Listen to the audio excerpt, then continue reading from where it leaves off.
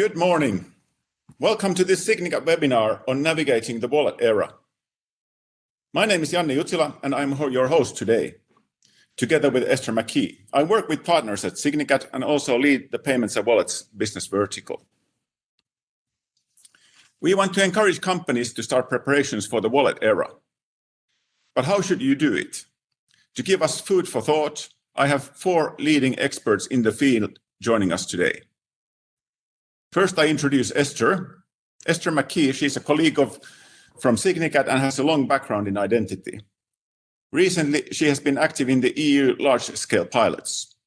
Esther will give us a brief overview of the wallet landscape and then co-host together with me. Welcome, Esther. Thank you. After Esther's intro, we dive into discussion with our 3-member expert panel. And a great panel we have. First up for introduction is Andrea Servida, the person many of us call Mr. eIDAS in Europe. He recently retired from the EU Commission, where he led the preparation of the eIDAS regulation since 2012. Welcome, Andrea. Well, thank you. Good morning to everyone. It's a pleasure for me to be here with you. Second, we have Aleksandra Har.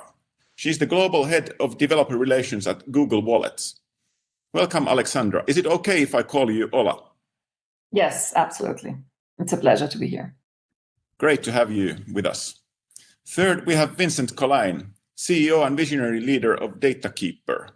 Datakeeper is a Rabobank-launched identity wallet operating in Netherlands. Straight from the front lines of identity wallet business, welcome, Vincent. Thank you. Good to be here, and thanks for the invite. Together, these 3 experts, all from different backgrounds, will share us the learnings and advice on how to prepare. Our aim is to point out some concrete first steps to take.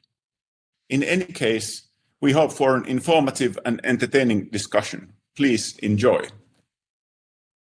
After the panel discussion, time allowing, we will take a couple of questions from the chat. With this short intro, I move over to Esther for a quick overview of the wallet scene. Esther, please go ahead. Thank you, Janne. I'm going to share my screen. I'm going to go through my slides as quickly as possible because the real value is in the discussion with the panelists.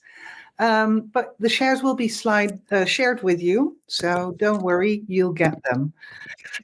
So when we talk about wallets, they cover a very broad area. We've got, of course, payments, crypto wallets, decentralized mobile hardware. I've even seen paper wallets around there.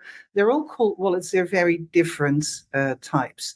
If you look at the grouping, there's different ways of looking at it. Of course, we've got the big tech ones like Google, Apple, or Samsung, and even some Asian ones around. There's many that handle payments and crypto and currencies out of there. We're seeing the first organizational wallets. So they deal with legal entity wallets, handling that from a corporation. And there's many, many smaller initiatives. If you go to the Open Wallet Foundation, there's over 75 listed, and that's still growing. And many of these brands also cover different types of wallets. For today, we're going to focus on the European Digital Identity Wallet because that is a special beast. By the end of next year, all member states in Europe are required to issue a wallet and identity to all of their citizens. And this means that EU residents will have access to mobile national eID with government-grade assurance, so that's high level of assurance, which is also usable in private services across borders, and it's extensible with credentials from different qualified or non-qualified sources. And this is great. This is all part of eIDAS, which is a European regulation. It covers eID and trust services, and the amended version that came into force last year covers the mandatory provisioning of these wallets. Now, it's called a European wallet, but in fact, it will be branded as a national wallet. So there will be a member state in charge of it and issuing core identity attributes known as PIDs into them. That's the core wallet. And then anything can be added to it. Think about mobile driving licenses, passports, degrees, but also payment cards, tokenized, insurance cards, and of course, all sorts of tickets and boarding passes and whatnot. This is going to happen. Behind this is a very complex digital identity ecosystem with many roles, and these are all being regulated. There's going to be core regulation. There's going to be dozens of implementing acts, which is lower level legislation specifying the responsibilities, the interfaces, the reference standards. I'm not going to dive into detail. One of the reasons that Signicat is so involved in this is that we foresee we'll have a role in many of these areas. And we're still figuring out and getting a grasp on what that means. Now, in Europe, getting the ecosystem going basically means three things. Of course, as I mentioned, you've got the legislation, which acts as common law in all the member states. Then they provide specifications through the architecture reference framework, which is at version 1.10 at the moment. They provide a reference implementation wallet, which follows that ARF. And last but not least, there's demonstration through the large-scale pilots. There's 4 of them currently running, wrapping up later this year, and 2 of them kicking off after summer. And they basically do a show and tell of that ecosystem I just showed you. Timelines, well, we're smack in the middle. Like I said, the current LSPs are wrapping up. The new LSPs kick off. We've just seen the second batch of implementing acts adopted. The third batch have closed public review and are expected in a few months. And by the end of 2026, well, it's probably not going to be a Christmas present. It's probably going to happen in January 2027. All member states will have a wallet available, and the extended union will get a year extra. Regulated industries must accept their wallets by the end of 2027. I'll come back to that.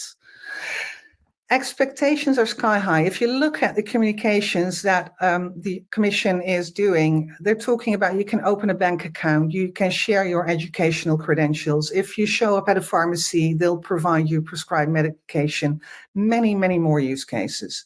So I'm going to apply a little warning here. If you're coming to this from product positioning, if you're going to promise a car to your customers, you're not going to start off with, throwing out 4 wheels and then adding some taillights and brakes, and because the customer won't be happy. You give them a little scooter, move on to a bike, and by the time it's a moped, well, the customer is fairly happy. They can move around without too much effort. So that's how you do it. In this case, however, I feel that we're communicating not a car, but some high-speed bullet train. And when we started with the LSPs, after a year, we were at the level of a handcart. I mean, it was rolling, but it wasn't something we were proud of. Right now, we're moving. I think we nearly reached the bike, and we might get halfway through to the moped a bit later on while we wrap up. But there's still so much to be done in this area that will take a lot of effort. But the wallets are definitely coming. So mandatory acceptance for regulated industries by the end of 2027 or January 28th. This means if you're required by law, which is either national law or European law, to use strong authentication for your services, you're regulated. This applies to you. That means you must accept the wallets as an option for strong authentication, which they can provide easily. Doesn't mean you cannot use other authentication means. So anything that you have currently in place will still be viable. But it comes next to that. And the exemptions are on micro and small enterprises, and also all verifications and transactions not entailing authentication. So it doesn't mean that for onboarding, you must use the wallet. You can use it. You can use the credentials in there. You can use the PIN in there, but it's not mandatory. And be aware that serious penalties will apply for non-compliance here, and they will be handled directly by the Commission. So my message here, for first and foremost, until I hand it over to the panelists, is prepare your roadmap. Start working. Most companies, if you need something by the end of next year or the year after, you really need to start pushing this out. If you need to be compliant, of course. But also if you want to use these wallets as a means of authentication, because many citizens in Europe will have them, and it will allow you to use it easily on a high level of assurance. but also if you're currently identifying your users, verifying their data, the wallet could provide you with that data verified by third-party authentic sources, and that would save you costs. Many organizations have a portal or ask them to share documents by email. Well, these can be contained in the wallets, and that means they're tamper-proof. They have been, issued by an authority that you can trust. And also, if you work with online forums, to avoid typos, to make it easier for users to share data with you.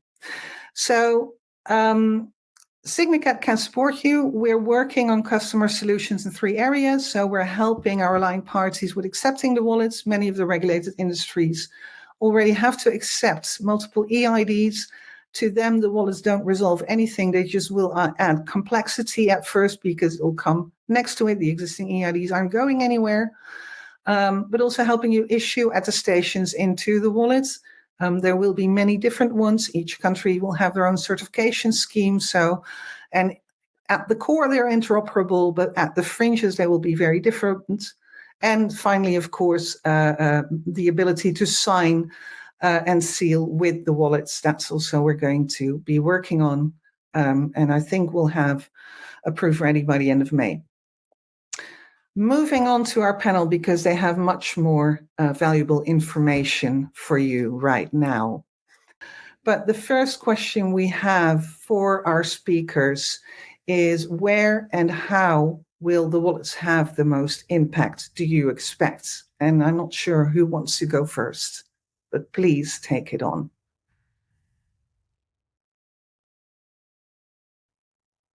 Anyone? Silence. Will I break the ice? Vincent. Shall I break the ice? So okay.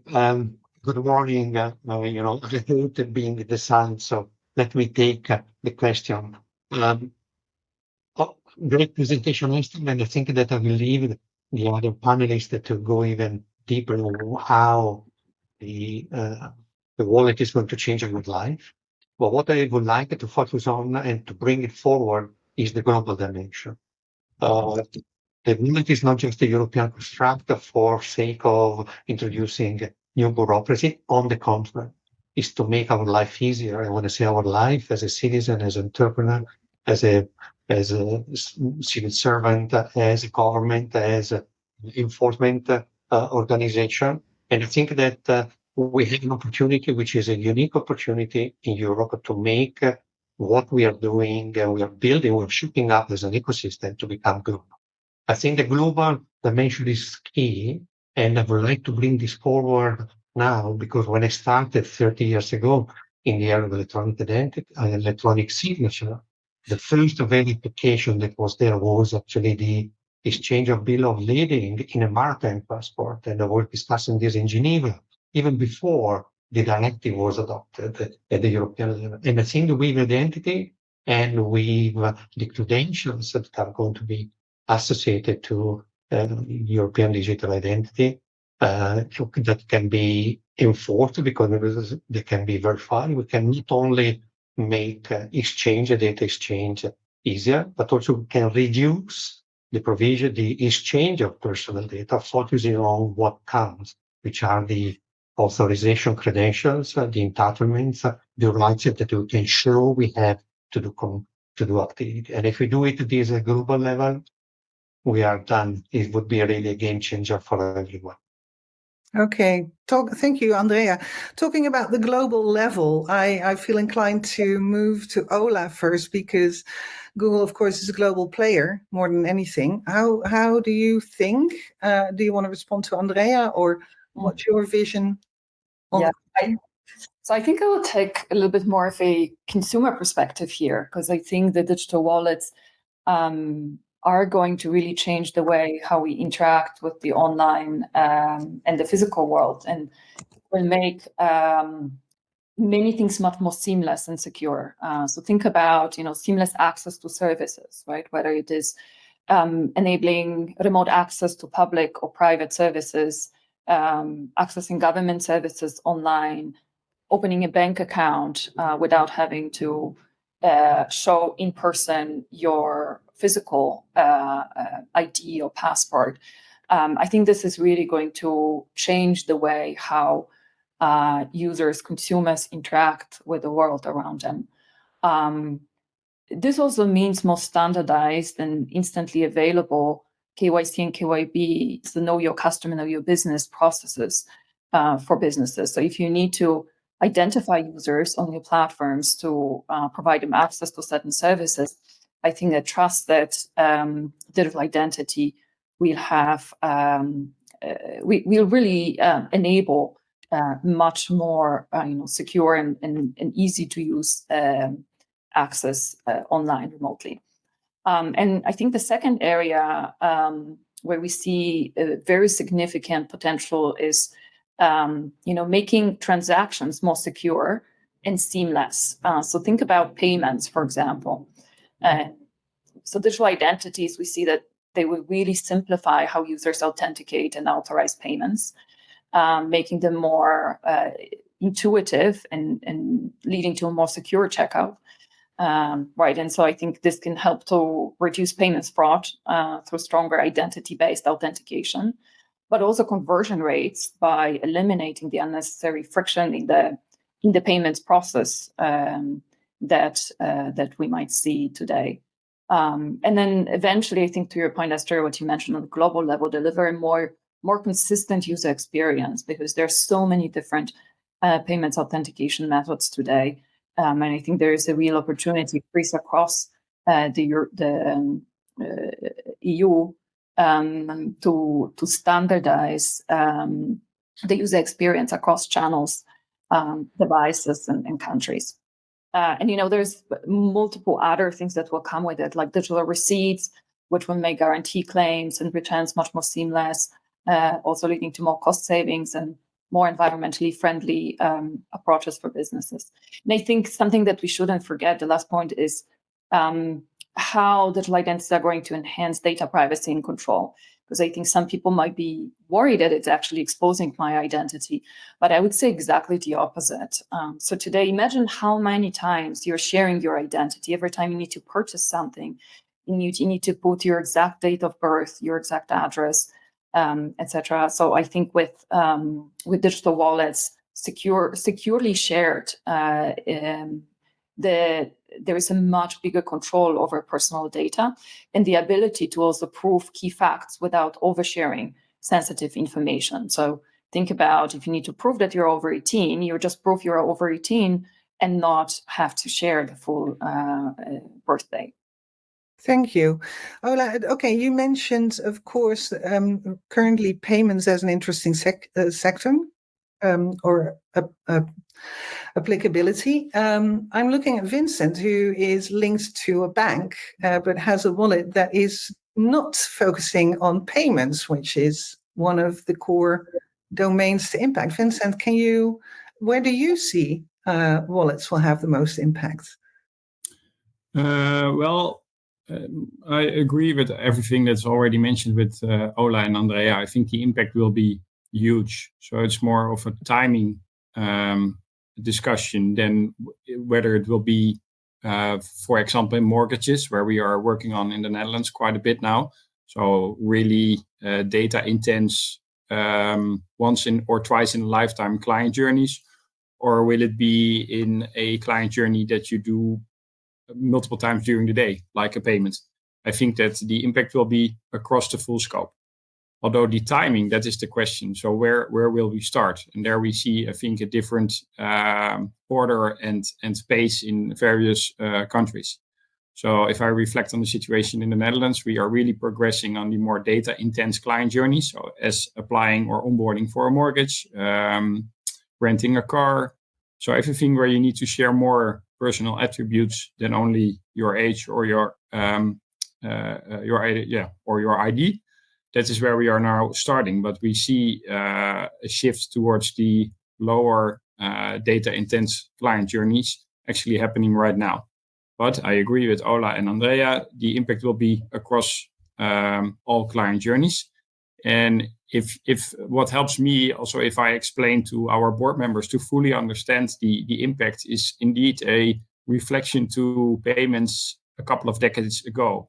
So I can remember standing in line with my mother in a banking office for maybe 10 or 15 minutes, collecting some cash money, which she would then put in her big physical wallet. And then you could go to the groceries and buy some stuff there, or use one of those paper checkbooks. You all remember them. Andrea, I see you nodding. So, of course, that was quite a hassle. And Andrea, you were talking about an easier customer experience.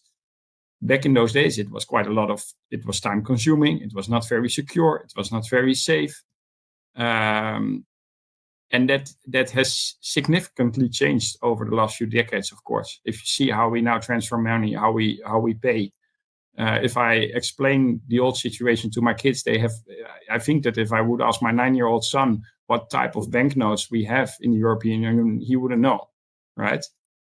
So it changed significantly, and not in one or two client journeys, but across all. And I really think that the impact will be equal for, basically we are at the forefront of a similar transition. So in the Netherlands, we are starting with these more data intense, high friction client journeys, but it will definitely move towards the lower friction, simpler client journeys. The impact will be across the board. Yeah, thank you. Yeah, that's what we're seeing right now. So you're focusing on very specific data intense use cases. Of course, we can see from the Apple and Google Pay situation, they're going for the, high frequency payment transactions. There's crypto wallets out there who, of course, make money of the exchanges behind it. And all of them have the capabilities to become identity-based credential wallets, because technically there's not so much difference. And then we've got the European wallet development and regulation ongoing. So how do you think that different wallets will compete? I mean, there have been talks about wallet wars, which I find crazy because it's about the ecosystem in my perspective, or complement. How will this landscape evolve, do you think? And I'm going to start with you, Vincent, so you don't have to answer with I agree with all the previous speakers or whatever. Yeah. Thanks. Well, let's take the consumer as a starting point. So it's likely that wallets are often used on the mobile device of clients. A typical, let me talk about Dutch citizens. A typical Dutch consumer will have a number of apps on his or her device that he or she uses every day, and that are, if a phone is lost, installed immediately. In the Netherlands, that's a banking app, typically, because you use that for payments in the Netherlands. And you can think about the socials as an example. So the apps of the social accounts. So I don't think that we will land in a situation where a consumer will have multiple wallets, multiple apps on the device, simply because it always sort of gravitates to one or two more dominant apps that are used. On the other hand, I agree with you that it will probably not be a one wallet ecosystem, right? So it will be somewhere in the middle. And I can imagine two scenarios, if I just talk about the current situation in the Netherlands, that we get a split between, let's say, high friction, low frequency client journeys and the client journeys which have a higher frequency, as we just discussed, and that there are sort of one or two common solutions for those high frequency client journeys that are used every day. And maybe if you then enter one of those difficult client journeys like mortgages, you use a mortgage specific solution that could be sort of the end situation. That's one scenario. And the other one is that you can actually service both, so that there's a solution that is easy applicable for both high friction mortgage type of journeys and low friction payment type of journeys. Our Datakeeper technology can service both. So from a strategic perspective, we would aim to be one of those full service, so to say, full scope wallet solutions. But realistically, it could also end up in the other scenario that I just explained, So, and we will see that evolving over the next few years, I think. Okay, thank you. And Ola, coming from, the big tech type of services, how do you see this? Are you aiming for world domination, like you just use Google Wallets and you're clear? Or how do you see this landscape evolving from your perspective? Yeah. So Google supports an open ecosystem. And I think to Vincent's point, we will live in a multi-wallet ecosystem. And I think one of the points where Google wants to contribute to are actually support a way how multiple wallets can coexist and scale, is to provide the right support through the OS and browser APIs to enable it. So, for example, the Digital Credentials API is an API that Google has been working with the broader industry in the W3C group, which basically allows a relying party to request any credential from any wallet on a user's device with a single integration. So this pretty much levels the playing field for wallets and also reduces the cost of integration and adoption for relying parties. Because imagine if we would have multiple wallets and every relying party needs to integrate with every single wallet multiplied by the number of countries in the EU, this would become extremely difficult. And also thinking about the user experience, how can we get to a more aligned user experience where users feel comfortable going through the same process in multiple countries? But then also, to your point, Esther, from with the global Head, we're also invested in seeing how certain standards can be adopted globally so that we can contribute to global interoperability beyond EU. Google Wallet aims to provide a secure and comprehensive solution. So with comprehensive, you can think about covering a range of use cases from transit, event tickets, loyalty, digital car keys, payments, and also identity. So we do see identity actually seamlessly embedded into those everyday experiences. And there is a real opportunity to unlock real value for users, because I think it needs to be valuable. Like users need to see a real application for this to be to see a broad adoption. So think about use cases we're looking into, things like renting a car or a scooter in a new city where your verified mobile driver's license combined with your payment method can unlock a ride just in seconds without having to go to a physical counter.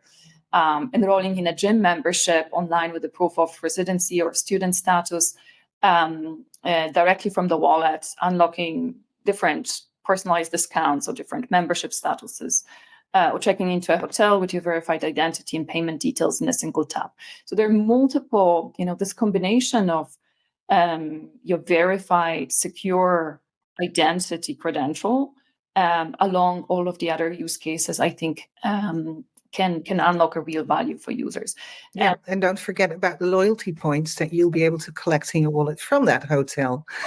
Okay, so you all see a multi-wallet landscape. So Andrea, as I've shown, there's wallets around like flowers blooming in the spring. So why does the EU want to have their own EUDI wallet? Why, and how would that work in this existing wallet landscape? How do you see that? I think I agree with what has been said by the colleagues in the call, that it's going to be a multiple identity wallet ecosystem.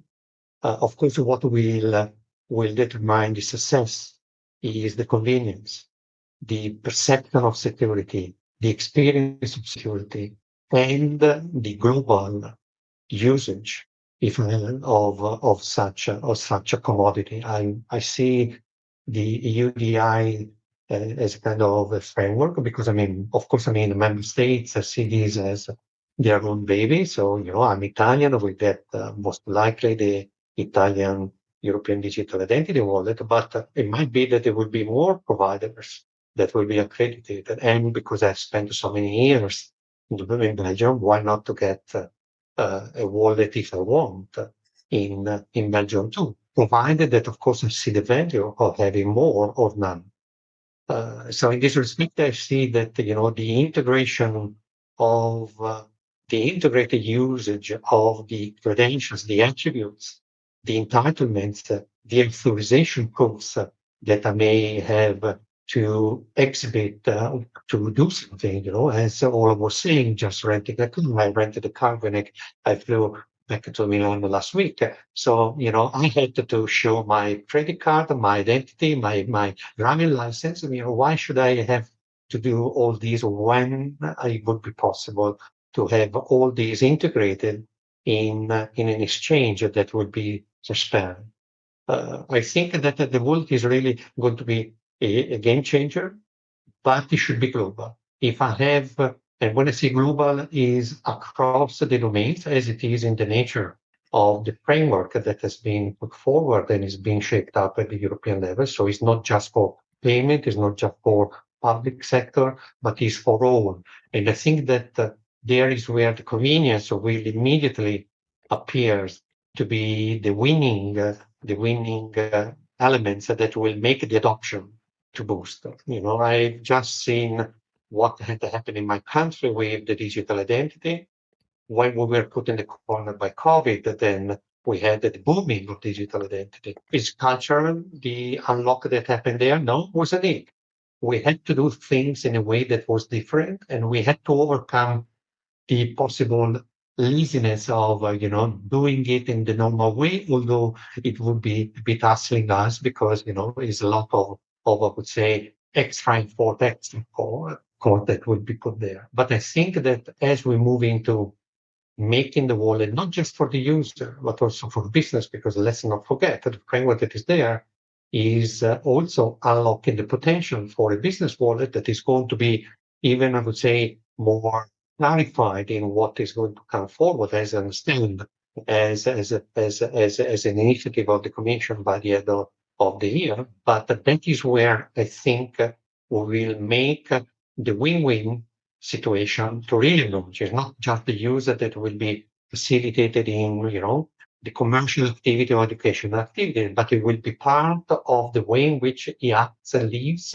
and exercise his or her rights and needs in society. So multi-wallet, but it will be global. And that is where we need big players to foster the understanding that the interoperability and choice would be key, provided that, of course, the framework under which we do make the choice is the one that would indeed carry all the additional elements, like, the one of having the possibility to use attributes, proofs, which are enforceable, and that I think is something that we have already experienced in a very tiny little, I would say, is when we had the possibility, we had the needs actually to use the COVID certificate back a few years ago. So multi-wallet dimension, choice, but let's not forget the very innovation in the framework which is established by member states comes always from private sector. So I'm a believer that the private sector is the one that is going to turn this into really the blooming field, much more than what I think we can see. Okay, sorry. Yeah, I just had to arrange some technical stuff here. Thank you. I love your pointing out the business wallets, because having legal identity, so organizational identity in here, verified by governments that this is actually an organization, they have this identity, we acknowledge them, is brilliant. And in my view, business to business could even be a bigger ecosystem than payments. However, that needs a bit more work. So we will have the EUDI wallets, we will have global wallets, we will have special feature supporting wallets, and they will coexist. I think eIDAS right now is also a big part of focusing standardization, and I love the global perspective on trying to make this at least operationally as interoperable as possible. I mean, legally, that's a completely different game, policy-wise. I heard, I think it was Ola, but also Vincent mentioning that, if the user needs to see the value, to see the purpose of using this. That's one thing. And telling them about this, they will go crazy because there's so many wallets to choose from, and how will this work? But on the private sector, and specifically the relying parties, the verifiers, the ones that could, engage with their users and customers based on these wallets, I think they're a bit left out every now and then, apart from the ones that are regulated and must use this for authentication. But everyone else, so how should they prepare? How should they, because the wallets are coming, what do they need to do? Do you have any direct tips for them? And I'm going to start with you, Ola. What's your number one recommendation? So I think number one for me, my recommendation would be to see this as a significant opportunity rather than a compliance question, because many companies will think about, I will be regulated. I need to think about how do I prepare for this. I think digital, and I would emphasize this, that we see a huge opportunity for businesses, for the financial sector, for consumers that digital wallets are going to provide. So think about this more as an opportunity, right? And I think how you can prepare, think about how you can start requesting digital credentials. So my recommendation will be have a look at the Digital Credentials API, which is in origin trials. It allows you to start accepting credentials from any wallet. And as Esther mentioned, the first wallets will hopefully be starting to roll out this year and then throughout next year. So I think it's good to really understand what is needed, how to prepare for it. And then the last one, think about how digital wallets are going to see an increased adoption as users will see more and more value in everyday use cases. So think about, beyond digital identity, how you can digitize any credentials, so basically any valuables that either have a QR code or a barcode, to make them easily available for your customers through digital wallets. So things like loyalty cards, membership points, coupons. There is plenty of opportunities for businesses to start acting on it now and be ahead of the time when wallets become more prevalent. Thank you. Andrea, what would you suggest that relying parties start focusing on? Organizations, what do they need to do? As I said, as I think all already said, this is really an opportunity, and they should take these as the opportunity to make their business, to make their activities to be more efficient, effective, and less costly. And this is why my advice would be, take this as an opportunity to focus really on the purpose of what you deliver and not on the procedural aspect on how to deliver, because the world has been shaped up without the digital in the past, and now we're confronted with digital disrupting and transforming the way in which we conduct business. So take this, do the jump, and see how the wallet, how the possibility to rely on enforceable attributes and credentials that can prove what you need to be verifying in order to provide the service, to conclude a procedure for sake of conducting your business, and from that point onward, see the wallet as the enabling element, component that will make it happen. I think that in the business, we have very often, I would say, focus on just compliance, and compliance as dictated, in particular in Europe, I would say the way in which businesses have to develop their own internal processes, and very often the services being provided to the user, whether they are businesses or they are or natural person. The wallet will make anything, because it's not just a wallet. I think it is the trend which is associated to the wallet, the fact that, okay, we don't focus anymore on document, but we focus on attributes which are proved and verified in relation to what is indeed that you need to prove. Like you said yourself already, you need to prove the identity, the age. You don't need to say whether you are a male or not, or whether your name is Andrea or Esther. You need to prove the age. And proving the age means to be able to have to produce and to exchange credentials and attributes that can be enforced by the relying party in order to say that person that was connecting to my services for sake of getting a service being provided could indeed prove that had the entitlement to access that service. Who is he? I don't care. I don't need to know, unless there is a legal obligation to know. But there is where I think that indeed I would say I will see the opportunities also in relation to, I would say, data protection. I mean, all already mentioned. I mean, the digital identity wallet and the associated credential attributes and data entitlements that can be somehow exchanged under the control of the user becomes an opportunity for relying party to really focus on what is indeed that they need. Yeah. You should When you to prove apply it. but that is where indeed they need to rethink, but it is really transformative opportunities for everyone.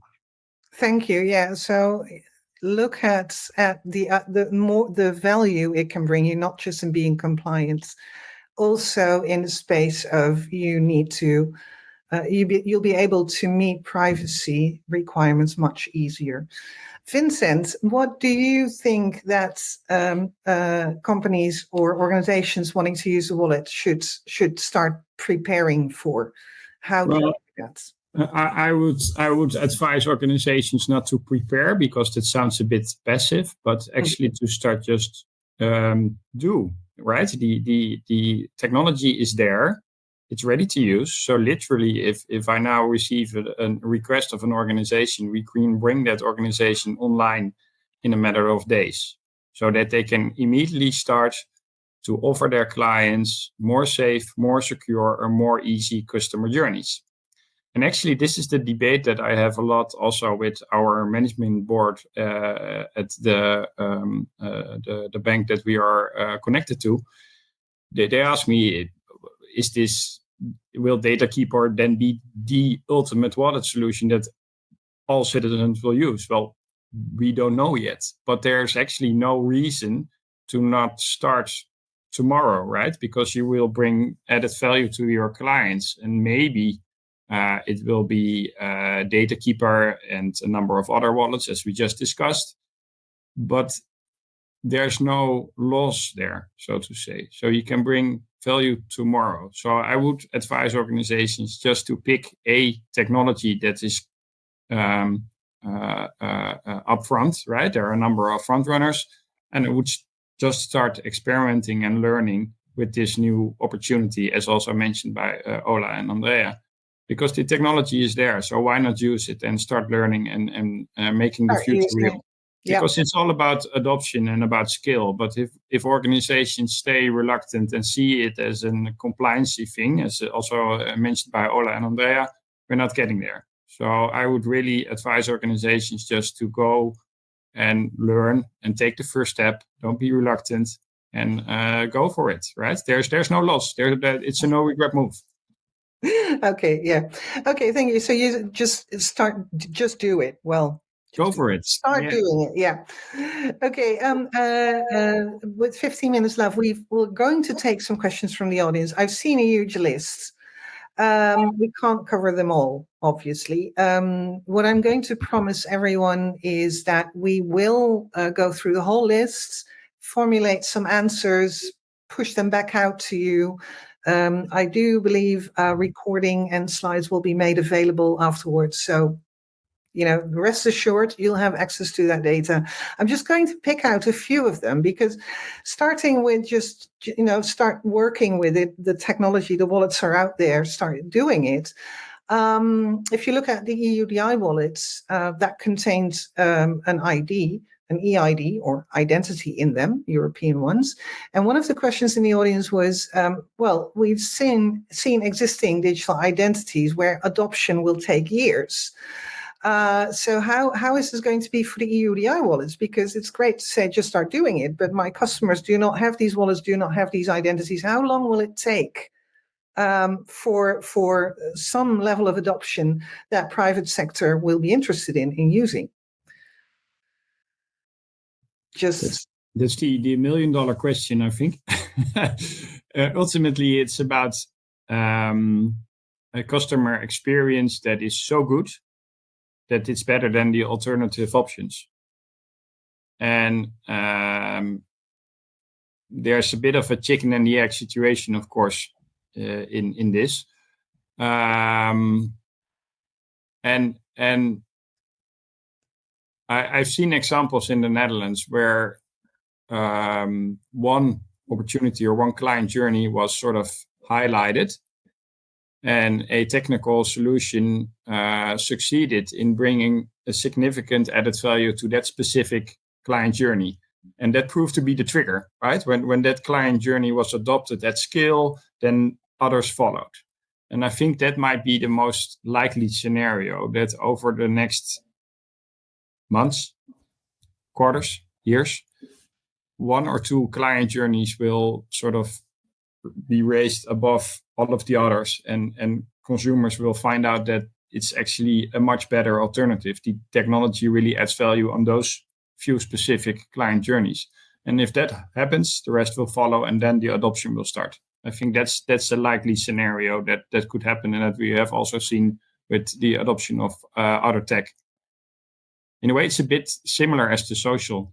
Remember how Facebook came up, right? It's only interesting if a lot of people use it. So there needs to be a tipping point, and I think it will be around one or two, to be determined which ones, crucial client journeys. And then it will take off.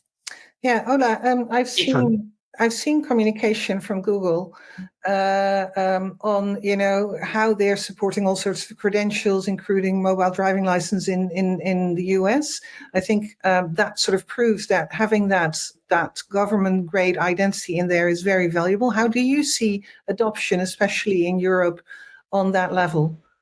Yeah, I think Vincent already mentioned a few really important points. I think there needs to be a real user value, right? Because unless it is mandated for certain use cases, users will adopt it if they see a value in using it. And so I believe that there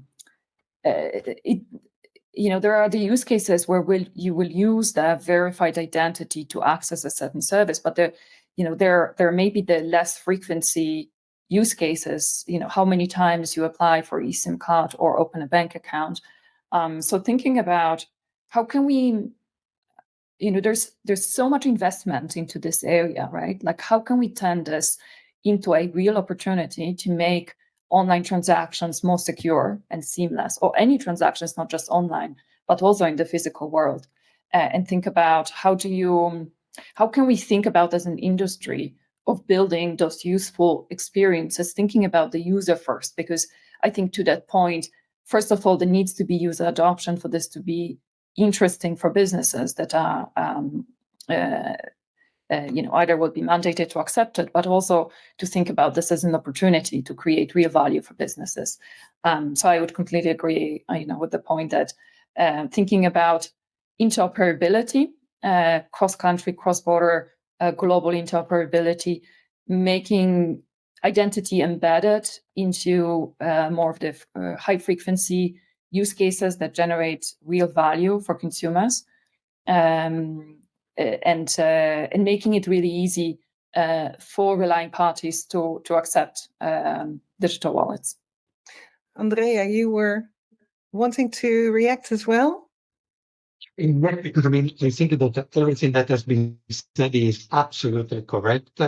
I would add an additional element in relation to what is indeed the uptake of digital identity, at least in Europe, because going across, I would say, the different continents in the world, of course, approaches might be different. But in Europe, I mean, digital identity, we had it since, the regulation of 2014. But there was no incentive for the private sector to use it. I remember going to central banks in Germany saying that, okay, the digital identity under eIDAS would have the same value as the identity that is proved by a passport. And the passport or the identity card are protocols which are established, passport government to government, government to government, electronic identity, identity or identity card at the national level on the territory for law enforcement and this type of I would say, organization. But the private sector found sometimes because of regulation imposing it, but very often, like when you go to an hotel, you have to prove your identity, then relying on passport because indeed it is a good way. If the government accepted, why not to use it yourself? At least you can't be blamed not to have relied upon a sufficiently robust evidence to verify the identity, even though paper document can't really be, I would say, considered as secure, despite the fact that there might be they might have technology embedded to I would say, to enhance the trustworthiness of the document. But the fact that now with digital identity wallet, there is an obligation for private sector or certain private sector in particular, they will say for the online platform to accept authentications which is based on electronic identification and digital identity wallet potential would indeed make the experience of convenience of relying on it not just be something that is somehow desired or desirable for the user, but it will be really something that will, I hope, boost also the interest of private sector to work with it. Because, I mean, at the end of the day, if the user has an experience of easiness and convenience in using certain tools to conduct a transaction, because it is all about identity, but what I think is really going to make the difference are the authentication authorization steps and transaction that will be associated to a very robust identity, which is going to be associated to the digital identity being provided at the national. So I think that there is this element of the imposition on private sector or the online platforms in particular to recognize what the user might indeed be willing to use, meaning the digital identity wallet and electronic identification associated with it. So there is I'm going to cut you short because we're running out of time, but I agree. The first version of eIDAS gave a great boost to digital identities, national eIDs in Europe. Let's hope this amended version does the same for wallets and have an afterburner with private sector being able to serve further on that. The audience also has a question that is even more in the future. There's also talks about artificial intelligent agents collaborating with your wallets and using your wallet to digitally represent you. How do you see that happening? And I'm going to big tech first here because they are the ones with the most experience, I guess. So Ola? Yeah, it's an interesting question. I think with AI being really center stage in many discussions, I think it really comes down to user's choice. So I would focus on, how can,